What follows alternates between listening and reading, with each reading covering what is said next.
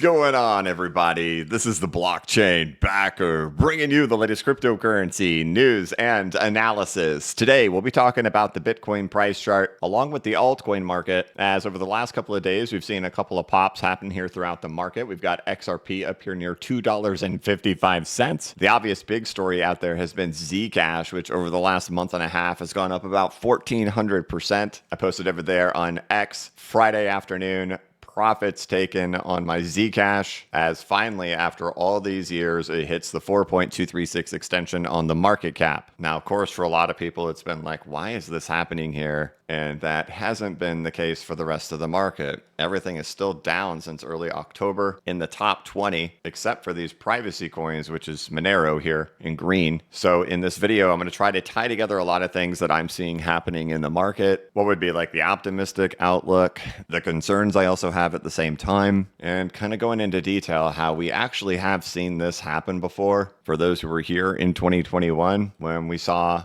Ethereum Classic do this exact same thing in 6 weeks out of nowhere. And well, what did that mean for the market afterwards when that occurred? If you remember, there weren't many assets that did that back in 2021 that go on and hit those 4.236 extensions. But the market got really surprised by Ethereum Classic doing it. And well, the market got really surprised by Zcash doing it here this time too. So we'll start by looking over here at Bitcoin. Bitcoin got as low as into the 98,000s last week. It got into the 99s twice. But currently, as we kick off the new week, we're sitting at $106,000. I've spent a lot of time talking about how I think that was the top for Bitcoin. I talked about it in the thick of the moment. I've talked about it after the moment. I still see further signs to show that. I talked about that in the video last Friday, showing things like even like MicroStrategy, how it was unable to produce a new high in here back in 2021, even though Bitcoin did. And the same thing happened over here in 2025. While Bitcoin did set a new high, MicroStrategy did not. And when you flip over to the higher time frame indicators, you can see it over here on MicroStrategy that it's acting an awful lot like what happened once we were beyond that top as well. But the really difficult thing about Bitcoin is just,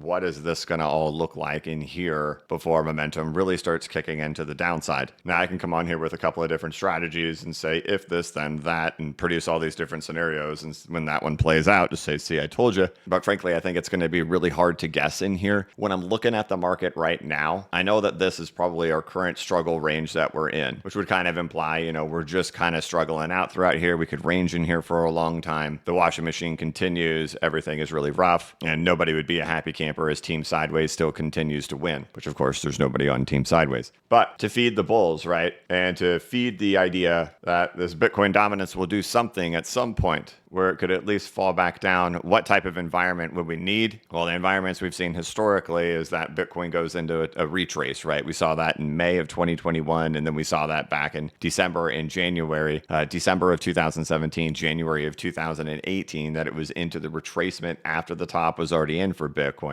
And it was into the retracement after the top was already in for Bitcoin back in 2021 that all the excitement happened, right? So I can't rule out that possibility that this thing goes into a retracement and then suddenly everything just happens all at once. It happens in a couple of weeks and then boom, we're done, right? Essentially would mean that we made a couple of drives lower to eventually go down and hit this support zone down in here. Then it shoots its way back into a retrace. This is where the altcoins do their thing. And then, you know. So I definitely don't think that can be ruled out. I mean, structurally, it would make sense based on the things we've monitored for the last year that could happen. That's really the most optimistic scenario I can draw up. I think the bull thesis is, at least for the altcoins, that Bitcoin goes into some type of retracement in here. If you reflect on any type of alt season that's ever happened in the cryptocurrency market, they aren't things that last like 6 months long. They are things that only last, 20 to 40 days. Reflect back on November of last year after the election. How long did that one last? 25 days. It's not unreasonable to think that that could happen. So I'm open-minded to it. There are some reservations that I do have about that just because we've been in this post-liquidation range. This is now another reflexive bounce. And on things like XRP, thinking of them being like in situations similar to that, We know that in ranges, we love to wash everybody to the downside, create all the fear, gloom, and doom, and then we rise back up and we bring back in bull markets back on, and then we go flush them out again to the downside. That's just exactly how ranges work, and I've described that since the very beginning.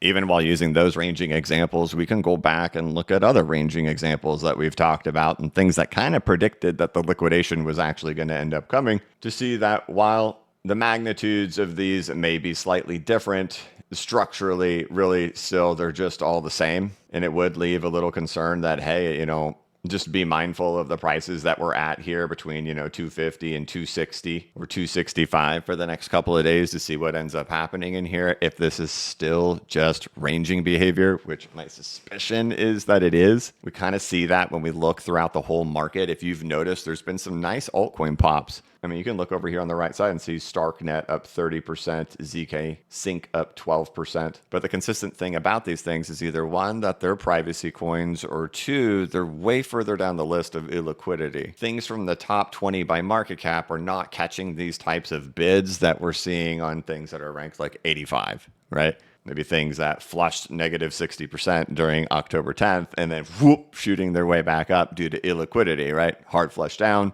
big push up. There's just not a lot of liquidity in there to be able to push these things around like that compared to things in the top 20. And why we don't see that same type of behavior coming over here from like the total market cap of the altcoin market, right? This is our post-liquidation range. We're still down here at the bottom side of this post-liquidation range here for the total market cap of the altcoins. And that can easily be visualized in here just by seeing that from the top 20.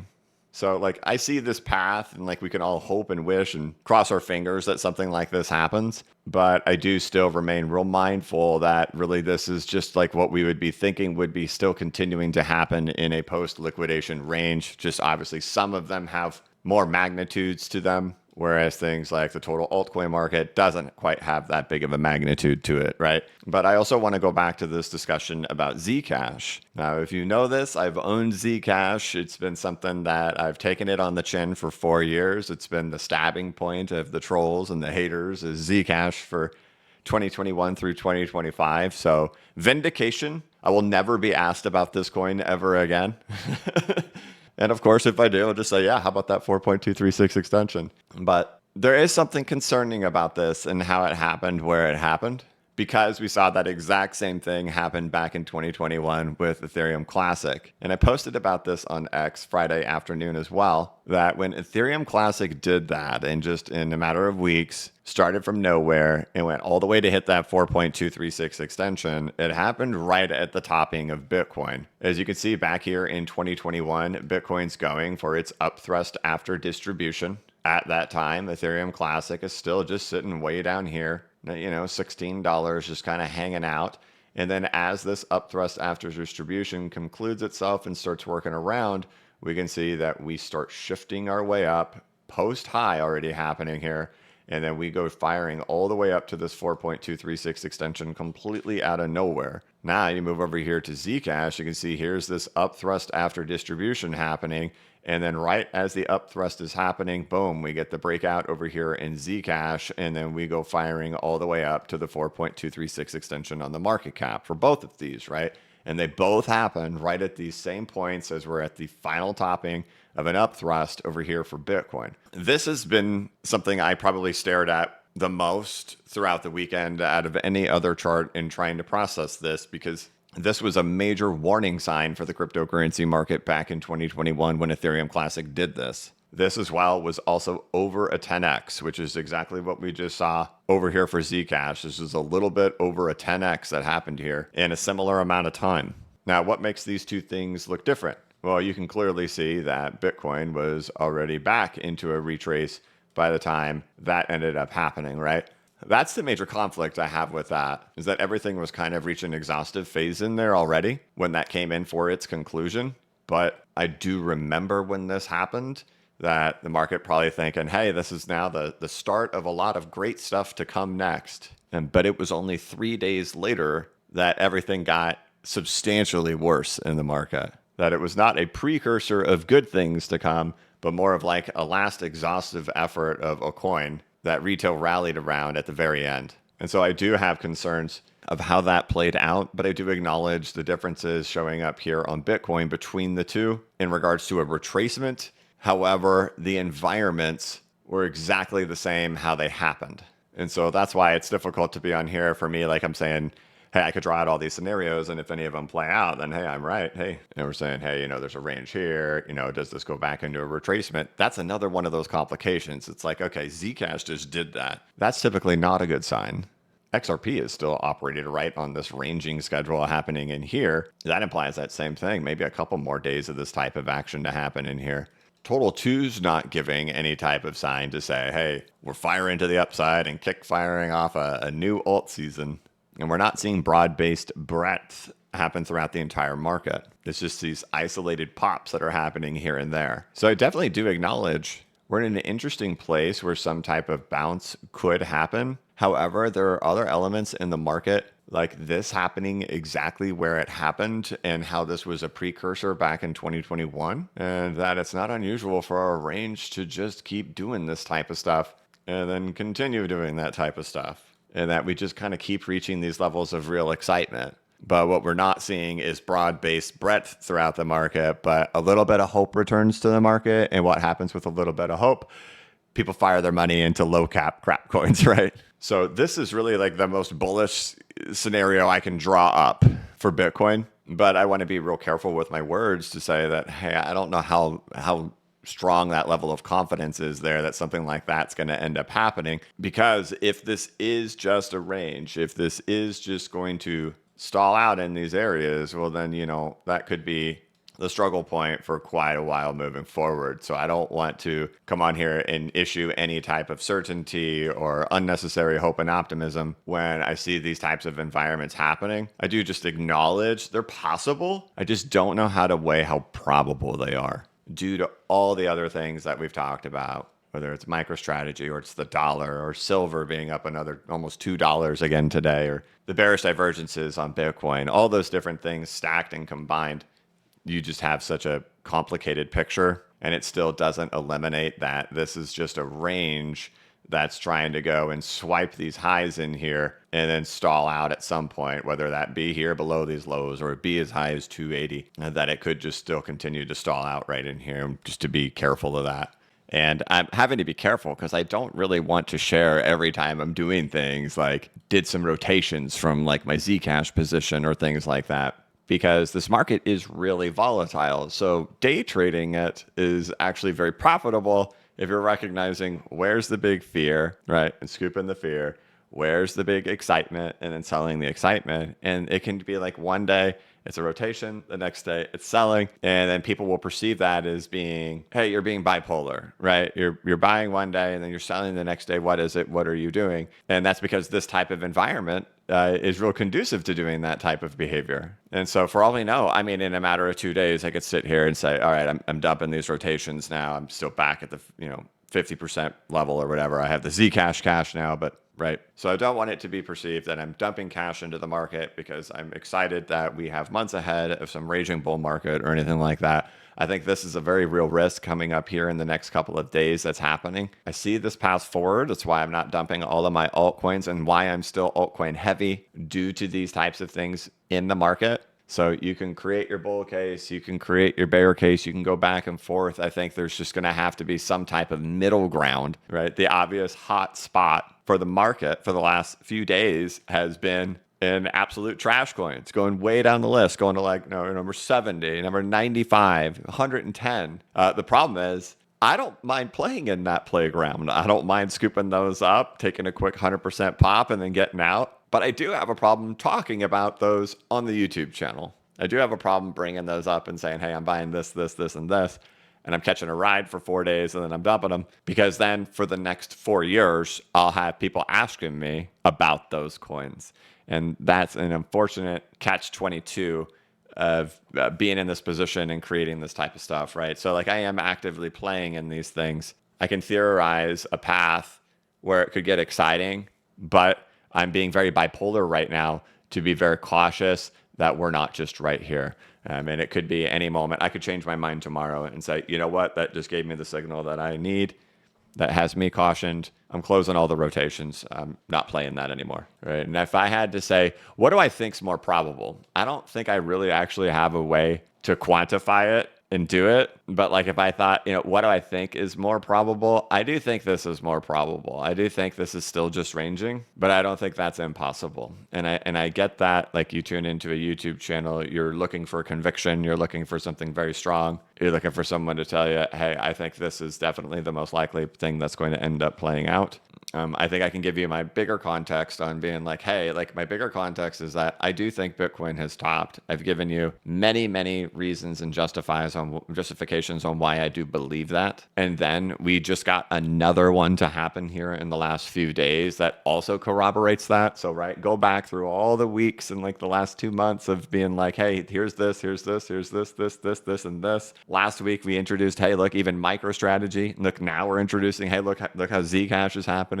I think you have all these things for the bigger time frame to say, hey, this is acting like Bitcoin's topped, right? So nothing is like changing here on bigger time frames. I think we've built the really strong argument to say it. The challenge that we're facing with right now is still the overhang of that thing has never fallen. Will it not? And will there be a retracement? And will this just pan out to be nothing more than just continued ranging happening in here as we're not seeing breadth open throughout the market? And the only real things we're seeing popping off are things that are privacy coins or illiquid altcoins. The highly liquid altcoins are not seeing that same type of price behavior. And total 3's post-liquidation range in here, right? And total 2's post-liquidation range in here. It's not like we're seeing a lot. You're getting a bounce. There's nothing different than any of the other bounces that we've seen so far. And these are the cautionary things to be concerned about. The number one thing for influencers to do is to come on and soothe you in this type of environment and tell you everything's going to turn around and be fine. I'm here to tell you, I do think Bitcoin's top is in. I do think there's a complication here with the Bitcoin dominance and whether this is going to retrace and if anything's going to happen. But I don't think that we've actually seen any signs emerge in the market that it's going to be broad-based breadth. So I think there's concerns to have in there. I do not want to come onto the impression and scream that I think there's going to be an alt season. I see a path to get there for one. That would have to be something like that, right? But I see very concerning signs here in the market saying not. So you're not going to see me bring in my 50% back into the market in this type of environment. I think there's a lot of concerns happening here. I think what we're hoping for is can we get one last hurrah? But I'm also trying to tell you that those chances are possible that it doesn't, and to pay attention to the next couple of days. I'll never tell you when to buy or sell. I don't want you looking to me to come on here and tell you, hey, here's the time to do it. Here's when to do it. And you're like, literally waiting for me to tell you something. And then that's going to be, 2 months from now. Why didn't you tell me to do it? That's ridiculous. Don't do that. All I can do is show you these things on here and say, pay attention right now. I know that people get excited when there's green coming into the market. There are things to be concerned about right in here. I'm not going to tell you to sell right here. So if you're looking for me to do that, it's not going to happen. But I can show you there's a chance that's it, right? There's a chance that ends up being all that this was, and that this thing still does have its grip on the market, and that this had some type of meaning, and that this could just get stuck. I do not want you watching this channel thinking, oh, he's waiting for some epic alt season before he does anything. I already made a big move. I did it a long time ago, right? I did it over a month ago at this point. And so we can draw out plenty of different scenarios. And if this ends up being it the next couple of days, right, that could just be your last chance, right? So I'm very careful with my words right now. I'm showing you that there are things to be concerned about. I can theorize about this stuff. We could just be stuck in here. Be very careful. Try not to get caught with the crowd's emotions. In the end, the reality is when you step off this screen, there's your family, there's your life, there's your finances. This is you, right? It's not about who you can hoot and holler with avatars on a social media platform. So do whatever's right for you. I'm not going to tell you what to do. I'll show you the things that are positive. I'll show you the things that are concerning. The major concern I have right now is if we're doing something like this. I don't cheer for it. I don't hope for it, but it's certainly plausible. I do think the top of Bitcoin is in. I do think that's probably a warning sign coming from Zcash. I just don't have a huge level of confidence right now on how Bitcoin structure is going to look right in here. So we get to kind of navigate it blind a little bit together. And sometimes markets do that, and they historically do that, especially when we're in ranges. And that is, unfortunately, always the complication of ranges, because the bulls will never be happy, the bears will never be happy. The team that's happy is team sideways, which doesn't exist. So the next few days, the things I'm really paying attention to is to see if this range just continues to act just like these ranges have been. And if these next few days we just kind of round out in here and kind of start stalling out here. The 4-year cycle theorists also have hit their milestone as well. Today is November 10th. That is the 4-year anniversary of the top from 2021. I personally don't think the date in particular has any meaning, but we all heard it all those years throughout the bear market. And then it's not unlike tradition that when we get up here and when the 4-year cycle moment reaches, we hear extended cycles. It's just what you hear literally every time. So careful out there. We'll watch it. I don't think I'll be in these rotations for too long, but I think about, like I just kind of keep harping on it, and this video is getting really long at this point. I just keep harping on it that this is really the major thing that I'm kind of watching for right now, to see if this ranging context behavior is about to stall out right in here. And if so, that could be potentially